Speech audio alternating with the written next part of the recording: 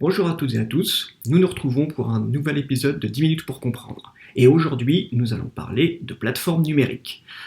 Pourquoi le numérique? Écoutez, c'est tout simple, c'est parce qu'aujourd'hui, le numérique est omniprésent dans notre quotidien. Je pense que la meilleure façon de se rendre compte de l'importance du numérique dans notre vie, c'est de voir les comportements des jeunes. Regardez ici, ce que l'on constate, en fait, c'est que tous les comportements qui étaient populaires dans les années et les décennies précédentes, ils sont en baisse. On a aujourd'hui des jeunes qui passent de plus en plus de temps devant les écrans. Pourquoi? Parce qu'ils y trouvent une infinité de contenus et de services, donc ils n'ont plus vraiment de raison de sortir. Et ça, c'est grâce aux plateformes numériques. Ce sont elles qui leur apportent toute cette exhaustivité de contenus et de services. Et ça, c'est pas une métaphore. Souvenez-vous, il y a quelques années, on avait un grand magasin parisien, La Samaritaine, qui avait un slogan qui disait « On trouve tout à la Samaritaine ».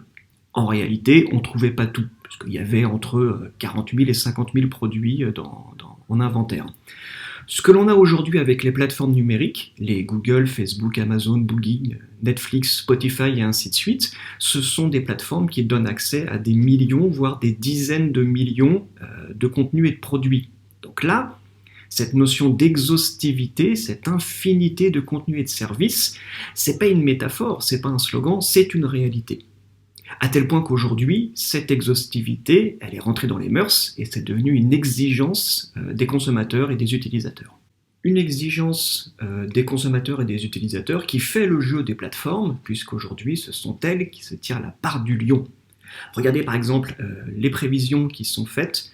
On estime qu'en 2020, le chiffre d'affaires total des plateformes, ça sera 7 000 milliards de dollars. Ça, c'est une étude de KPMG. On a également le Forum économique mondial qui prévoit qu'en 2025, le chiffre d'affaires total des plateformes, ça sera 60 000 milliards de dollars, donc 60 trilliards de dollars.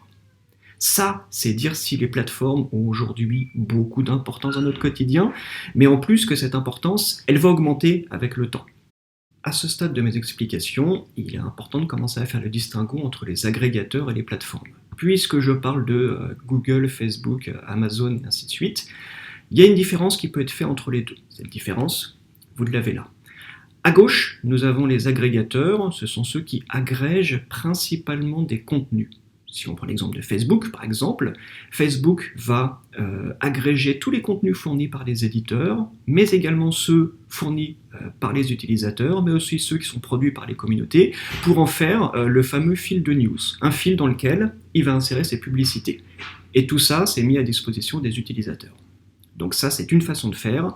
L'accès est gratuit et il y a un modèle de rémunération qui repose sur la publicité. D'un autre côté, on a les plateformes, des plateformes comme Amazon par exemple. Dans ces plateformes, on va retrouver l'intégralité de l'offre d'un certain nombre de vendeurs, mais également de professionnels qui vont proposer leurs services. Là, l'idée, donc, c'est de concentrer l'offre produits et services et de rajouter de la visibilité payante, notamment dans les résultats de recherche. Tout ça étant mis à disposition d'acheteurs. La différence, c'est que là, c'est la plateforme qui encaisse. Donc, vous voyez bien qu'on a une différence entre d'un côté Facebook qui agrège des contenus et qui se rémunère sur la publicité parce que l'accès est gratuit, et de l'autre on a Amazon qui agrège des produits ou une autre plateforme qui agrège des services qui va encaisser l'argent et le redistribuer après aux fournisseurs. D'un côté les agrégateurs, de l'autre les plateformes. Ce sont deux concepts qui semblent proches mais avec des petites différences quand même. C'était important de le préciser. Pour rentrer un peu plus dans le détail, reprenons l'exemple de Google ou de Facebook. Donc, leur force à eux, c'est de faciliter l'accès au contenu. Regardez par exemple ce que propose Google. À la base, c'était un moteur de recherche, d'accord, donc qui facilite l'accès à des sites web. Puis, ils ont rajouté d'autres services. Google Maps pour trouver son chemin, YouTube pour la vidéo, Google Actu pour les news, Google Shopping pour les produits. Et aujourd'hui, c'est une plateforme universelle d'accès à, grosso modo, tout ce qu'on peut trouver en ligne. Pour Facebook, c'est la même chose. À la base, c'était un réseau social pour les étudiants des universités américaines. Aujourd'hui, c'est devenu la principale source d'information. D'accord ? Donc, ce sont deux plateformes qui aujourd'hui concentrent l'audience en facilitant l'accès au contenu. Leur façon de gagner de l'argent, comme je l'ai expliqué, c'est un modèle publicitaire. Donc elles vont agréger les contenus et elles vont insérer des publicités entre les deux. C'est ce qu'on retrouve ici. Donc vous voyez bien que dans les listes de résultats de Google, on a tout un tas de publicités, à la fois en haut de résultats de recherche, mais aussi dans la colonne de droite. De même pour Facebook, j'imagine que vous connaissez Facebook ou Instagram, donc vous avez déjà vu toutes ces publicités qui sont là. Donc là, on est vraiment sur un accès gratuit à tous ces contenus et une rémunération à travers la publicité. De leur côté, les plateformes, elles simplifient l'accès à l'offre. C'est ce que vous pouvez voir ici. D'un côté, on a Doctolib qui facilite la prise de rendez-vous de médecins en agrégeant en fait tous les créneaux horaires disponibles chez les différents professionnels de santé.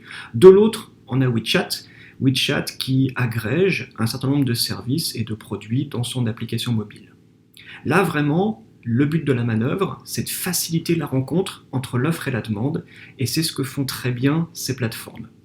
Elles le font bien parce qu'elles s'appuient notamment sur un accès universel avec un très large choix. Donc on a aujourd'hui des plateformes qui sont disponibles sur des sites web, des applications mobiles et ainsi de suite, et qui ont la capacité d'agréger quasiment toute l'offre du marché au sein de sites ou d'applications avec une expérience simplifiée. Donc ça, c'est important de bien comprendre qu'on a une expérience d'achat qui est beaucoup plus simple.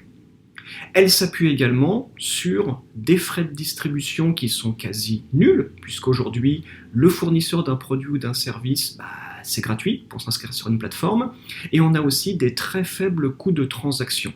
Donc, hormis les commissions des plateformes qui sont beaucoup plus faibles que si vous deviez payer un loyer pour un point de vente physique, on a également des outils de facilitation de la mise en relation, notamment le résultat payant de recherche, qui eux sont facultatifs. Donc on a vraiment encore une fois une mise en opération qui est beaucoup moins coûteuse, un ticket d'entrée beaucoup plus bas pour les fournisseurs de produits ou de services en passant par les plateformes. Précision importante, également, toutes les plateformes ne se ressemblent pas puisqu'on a différentes configurations. On a notamment les plateformes à deux côtés. C'est le cas, par exemple, d'Etsy, la place de marché de produits d'artisanat. D'un côté, on a les artisans qui produisent tous ces jolis objets, et de l'autre, on a les acheteurs. Donc là, on a bien deux côtés. Si on prend l'exemple maintenant de Deliveroo, là, on a trois côtés. D'un côté, on a les restaurants qui confectionnent tous les plats. De l'autre, on a les livreurs qui vont les livrer, qui sont indépendants des restaurants. Et le troisième côté, ce sont les consommateurs. Donc là, on est dans une configuration à trois côtés. L'un n'est pas forcément mieux que l'autre, simplement, on a différentes façons de faire. Autre précision importante, ça fait un certain nombre d'années que les plateformes existent maintenant, et ce que l'on commence à voir apparaître, ce sont des méta-plateformes, donc des plateformes de plateformes. Puisque l'on parle de plateforme, il me faut évoquer le cas des super apps, donc les super applications que l'on retrouve en Asie, et qui ont la capacité d'agréger tout un tas de contenus, services et produits. Donc là, on est à la fois un agrégateur et une plateforme réunis au sein d'une application mobile. C'est les applications qu'on connaît, donc c'est WeChat, mais c'est également toutes les autres applications disponibles dans les différents pays d'Asie. La grande question pour les entreprises traditionnelles, c'est maintenant de savoir comment est-ce qu'elles peuvent bénéficier de ce principe de plateforme. Tout simplement en plateformisant leur activité, c'est-à-dire en proposant de la mise en relation. C'est ce que font par exemple des entreprises historiques comme la SNCF. La SNCF qui s'est redéfinie comme un spécialiste des solutions de mobilité. Bien évidemment que la SNCF continue à faire rouler des trains, par contre, elle va agréger un certain nombre d'offres de transport alternatifs dans son application.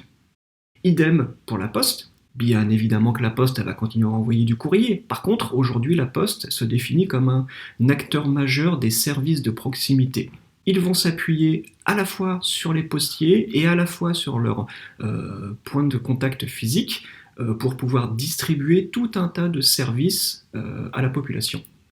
Et on a enfin un dernier exemple, EDF. Donc là c'est pareil, bien évidemment qu'EDF va continuer à produire et distribuer de l'électricité. Par contre, ils ont racheté une plateforme qu'ils ont redéfinie comme Easy. Easy by EDF, c'est une plateforme pour mettre en relation en fait les artisans, les entrepreneurs avec des clients qui ont besoin de faire des travaux dans leur maison. Donc là, vous avez bien 3 exemples d'entreprises traditionnelles qui plateformisent leur activité. Voilà, j'espère que maintenant vous en savez plus sur les plateformes et les agrégateurs, que vous avez surtout compris leurs points forts et que ça vous donne envie de plateformiser votre activité.